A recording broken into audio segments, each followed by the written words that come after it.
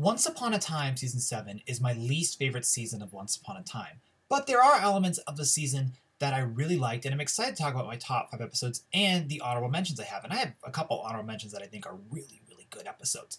But I do believe that the season, from a creative standpoint and a business standpoint, is severely flawed. And I feel the biggest flaw comes from the lack of arcs that greatly benefited seasons 3 through 5. You could argue that season 6 is arced, but because it's not like condensed, it's not very arcish. You know, it wasn't like Aladdin for episodes 1 through 10 and Black Fairy from 11 to 22.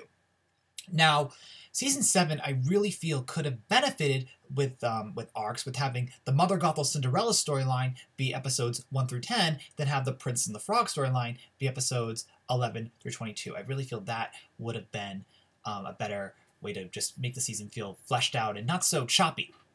Also, another thing the season really needed was a stronger, more prevalent big bad, you know, or at least just have Gothel and Facilier be the big bads of those respective arcs, and then end it the way they did it with episodes 21 and 22. Because technically, Mother Gothel was supposed to be the big bad of the entire season, but you know, her presence really felt lacking because she wasn't in enough episodes, and then the episodes she was in, she didn't do enough. And then also Emma Booth, you know, her takes weren't always the best. Sometimes her acting was a little cringy, and that's kind of annoying because there were some scenes she was really good, and there were some scenes when she was really bad. Now, also speaking of actors that weren't that good, another flaw that the season had was Danya Ramirez as Cinderella. I think that Danya Ramirez was completely incorrectly cast. I think that she probably should have been Moana. I think that would have been better. And I don't think she should have had a relationship with Henry. And I also have to say, and I'm very rare to ever speak on this, I really feel that Danya Ramirez and Makia Cox were cast for the sake of just having diversity because, you know, Cinderella's character was so flat and so boring, she was pulled away. Makia Cox, who, by the way, is a terrific actress, the character of Tiana barely did anything, so you really felt her presence wasn't there. Like, you never felt her presence at all. And to be honest, Tiana really felt like tokenism. And then two other really big flaws with the season was both the Witch Killer storyline and the Dr. Facilier storyline.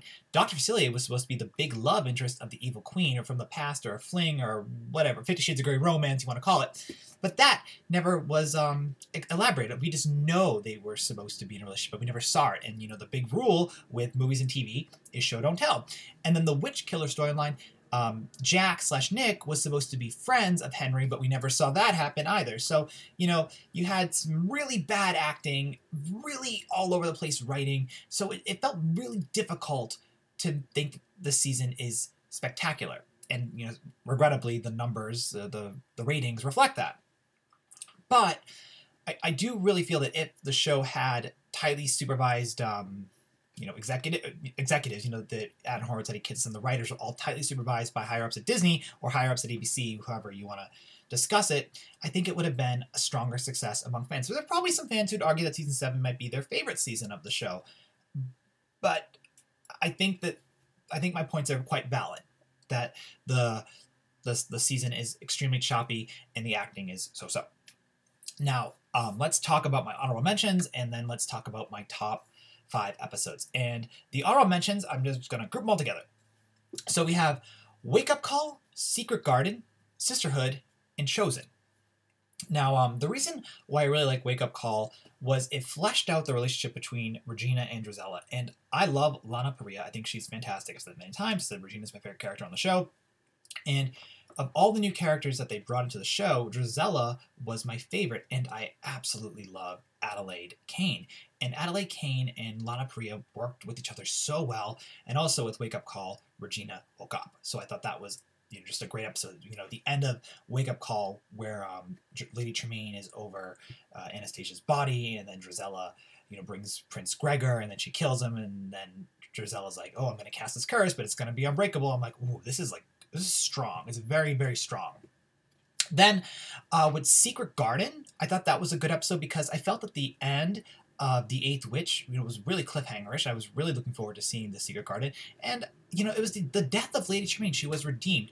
And Gabrielle Armoire, though not my favorite character, I liked what they did with Lady Tremaine. I just wish that, you know, she felt a little bit more fleshed out. I think that if you had done the archetype that I'm talking about with just Mother Gothel and Lady Tremaine from the beginning, instead of like trying to manipulate the relationship of having Lady Tremaine be Rapunzel, like if you just did that right from the start, I think that you would have felt more of the impact of the character. Also, we got Zelina's magic coming back, which people really wanted to see because Zelina lost her magic. And then the only thing about that episode I didn't like was it was a complete waste with Madame Leota and the Coven of Eight, which is again a flaw with the writing. But I think that from just a standpoint of a season premiere, Secret Garden is a really strong episode. Then we have Sisterhood, which I think is another really good episode. It's a culmination of Drizella's storyline. She's redeemed. Fortunately, she leaves the show, which is sad because I loved Adelaide Kane. As I said, I think she's a fantastic, fantastic actress. If you haven't seen Reign, please watch it. If you are nitpicky with historical inaccuracies, you probably won't like it. But if you just want a fun fantasy historical show to watch, it's a good show, and she's really strong. And just the way that Drizella is like, Anastasia, like, I love you, please don't kill me. It's great. And then you even have more scenes of Lana and Drizella, Adelaide together, and you like it. I liked it a lot. I just think that it's a really strong episode. And the last honorable mention I have is Chosen. I think Chosen is another fantastic episode because it was directed by Lana Priya, and it was more Zelina focused. And I love Rebecca Mader on the show. Next to Regina, she's one of my favorite characters, and I just really loved just everything that Zelina had to deal with, because she was dealing with her past with Nick, who, by the way, Nathan Parsons, I thought was a good actor. I liked what Nathan Parsons was doing as the witch killer. But again, with the writing, you were just kind of forced to feel his motivation. You never was like, oh, I really get why Nick is a witch killer. Like, I mean, I understood it, but like I didn't sympathize. But I liked his connection to Zelina. In fact, this episode had, they made Henry and Zelina, have a relationship. It would have been more interesting. Oh, look, my best friend is about to go kill my aunt. Like, that's a pretty cool storyline right there. Granted, Henry was cursed, but you know what I mean? Like, had Henry woken up earlier, like, there's a lot of potential with Chosen. So it's a good episode. I think Lana did a really great job at directing, and Rebecca Mader was the lead, so you really can't go wrong there. So those are my 4 honorable mentions. Now, let's talk about the top episodes. And with my my 5th one, I did kind of cheat, and I assume most of you know why, because it's really just one episode, but we'll talk about that at the end. So the way I did it is the way I did my season 6 episodes, where I just go in order of the release. I think they are just the best episodes overall of the show. There's no particular ranking. So the first episode that I really liked is A Pirate's Life. And I really feel that Once Upon a Time, for a majority of their episodes, the second episode of the season is always better than the first. This was particularly prevalent with season 7. Because you have Regina arrive in Enchanted Forest version 2 when she goes, I'm his mother, and she blasts Drizella away. The start of Drizella and Regina's complex relationship. You have the closure to Emma's storyline. You learn she's pregnant. It's real fun. Then you have the origin of Nook, and you also learn that he has some connection to Lady Tremaine, which is crazy because, that connection is that, Nook freed Gothel, Lady Tremaine's arch enemy, from the tower. So I just thought that episode overall was just really fun with a backstory. Also, the return of Jennifer Morrison, how could you not be happy with that? I mean, even if you're not Emma's biggest fan, if you're a fan of Once Upon a Time, you want to see Emma at least a couple times season 7. Granted, and this was one of the 2 times we got to see her. And this was the last time we thought we were going to see her until the show got its cancellation announcement. So I really did enjoy that. What was going on in the present, I got to say, didn't really care about. It was that whole... Lucy had a dance recital. Danya Ramirez Cinderella was sad because she couldn't go, so she ended up having to do a waitress thing there. I was like, oh, whatever. Bartending. I think she was a bartender. But the flashback was so strong, and that's what made it A Pirate's Life stick out to me. So the next episode, I assume most of you can guess it, is Beauty. It's the death of Belle. It really shows us more of Rumple and Belle's relationship as well before she dies. It's a beautiful, beautiful episode. There's some nods to Up in there. There's some nods to other Disney movies as well. It's a beautifully constructed episode. The one issue I have with this is Gideon is barely in it, and he could have been a big deal throughout season 7 because he did grow up. You could have had Henry and Gideon interact, because Andrew Day West and Giles Maddie never talk, which is regrettable. Again, you have a whole generation of young Once Upon a Time characters, and you never really use them. But again, Belle died, and you're like, oh my god, they killed the Disney princess. That's wild. You also have the start of a relationship between Rumple and Alice at the end of it. And then you also see Rumple and Alice work together in Hyperion Heights. So it's really cool. I had issues with Rhodes Reynolds acting. I thought sometimes she was really good, sometimes she was really bad. I could never really understand how she was trying to play Alice, but at the same time, I still liked what she was doing. I know I was very critical of it, but just from a grand spectrum, I think that Rose Reynolds was really good. Again, issues because I could never understand it, but like with this particular episode, because she woke Rumple up, I liked it. And again, that's my favorite part of the end of that episode is Rumpelstiltskin wakes up, which is awesome. He goes, "Dearie," and you're like, yes, Rumple's up. And then 2 episodes later, Regina wakes up. Okay, so episode number 3 that I love is The Eighth Witch. Now, this episode, you really can figure out why I like it so much. It's because it's the return of Bloody Zelena. I mean, it's Zelena. It's Rebecca Mader. I was so excited to have her back. Like, how can you not be excited to have one of those most fun, interesting, dynamic characters on the show return? She brings Robin into the show. It's witches versus witches. Like, it's hyped up. Like, this episode was hyped up to be so intense. And it was. Granted, the leading result wasn't that great, but what we got in this episode was very, very strong.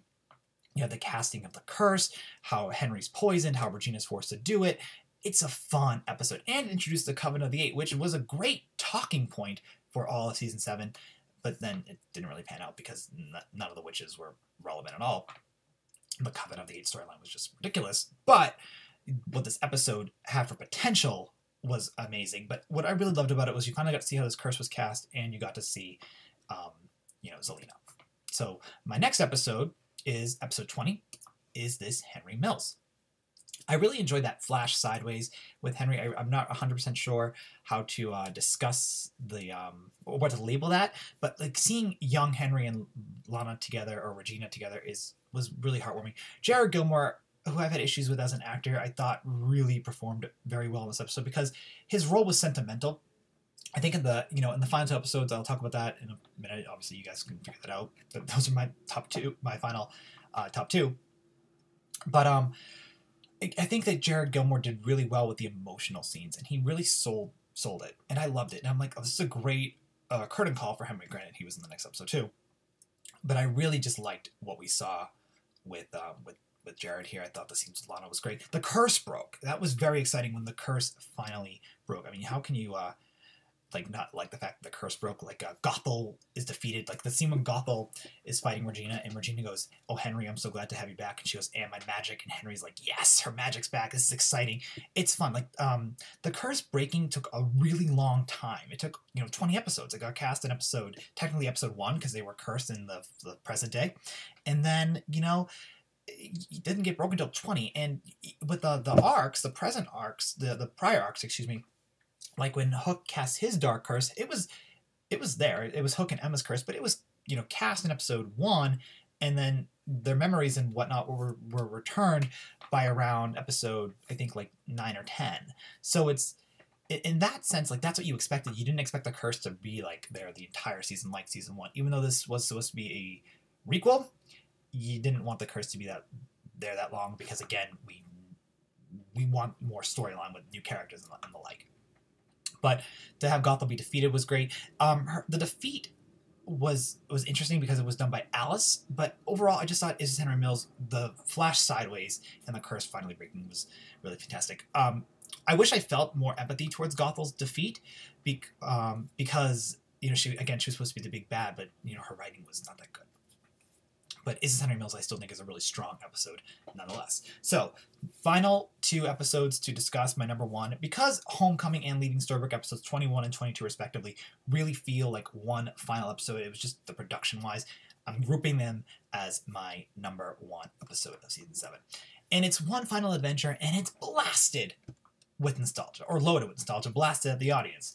And it's awesome. It's a fun ride. It's a little weird with the nostalgia because when you meet like the Wishful version of Ariel, for example, it's the Wishful version. It's not the version of Ariel that we saw way back in season 3 when she was in Neverland, but it's still Ariel. So you still get the feel. You see Cruella, you see the Apprentice, you see Peter Pan, whose role was stupid, but again, it's just the nods to the fans in that sense, and I really did like that. The stakes were high because it was Wish Realm Rumple and Wish Realm Henry teaming up, and if Henry did what Wish from Rumple wanted, then everyone would be separated. The stakes did feel high, as I said, but at the same time, because Wish from Rumple was so minor in terms of villain, like you didn't feel his impact until this episode. You're kind of like, random, but whatever, I'll take it. So I did like that, because like you do have like this one final stake that everyone is in danger. So in that regard, it felt good, but I just wish that we knew a little bit more of Wish from Rumple's plans earlier on. And then just to briefly talk about leaving Storybrooke, you know, you have the return of Snow White and Charming, which was awesome. I mean, though I'm not the biggest fans of their characters after season 3, I really felt they could have been recurring. This is what I would have preferred, like just have them sporadically pop up, and it felt great to see Snow and Charming there, save Henry, save Regina, talk to people, have like that round table meeting. It was fun. The return of Emma and with her baby, people want to see baby Hope for so long. That was great. And then you also have Belle and Rumple will get reunited. Granted, Belle is dead, and Rumple died, but it made sense to have Rumple dying. Evil Rumple, Wish on Rumple, is the death of the villain, Rumpelstiltskin, and then you have, you know, his character, the Mr. Gold, the Rumple, good Rumple, you know, really be redeemed. Rumpelstiltskin, a character who I have had many of issues with because of, again, his writing throughout all of seasons 4 through 5 and 6, 7. I really loved him in 7. I think Rumple was the highlight of 7, and to have him really get that happy ending is fantastic. And I kind of wish that like his alter ego was the villain overall of this show. I think that would have been, or at least of the season, would have been a really strong premise. And then also you have Regina's happy, and you have that speech, you have her get crowned the good queen. It's just a fantastic, beautiful ending. I did like the ending of season 6 a little bit more, but at the same time, I'm still a big fan of Leaving Storybrooke, especially because it's the United Realms. So I think that Homecoming and Leaving Storybrooke are two very solid finales. If you group them together, I mean, it's the penultimate and the finale, and they're very good episodes.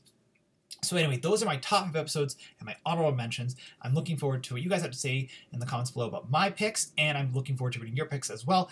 More videos to come after I am done with the exam. I have 2 weeks, and then I'm done, and then I'm free. I'll try to cover some Comic-Con stuff next week, and for a show that I definitely am going to be covering in the fall, and this might come as a shock, I really like Grey's Anatomy. I've caught up. It's a ABC Disney show, so I'm going to be covering that. I think there's a lot to discuss that. It's a little weird because it's season's 15 at this point, but I really did like it. I'm looking forward to discussing Grey's. So we'll be talking about Grey's Anatomy in the fall. And then there's a couple other TV shows or movies you want me to review. Wreck-It Ralph 2 will be the next big movie I'm going to be reviewing. But if there's another show beyond Grey's you guys want me to discuss, please let me know in the comments below. So anyway, thank you so much for listening to my top 5 episodes and my discussion of season 7 overall. It was great discussing 7 with you guys again.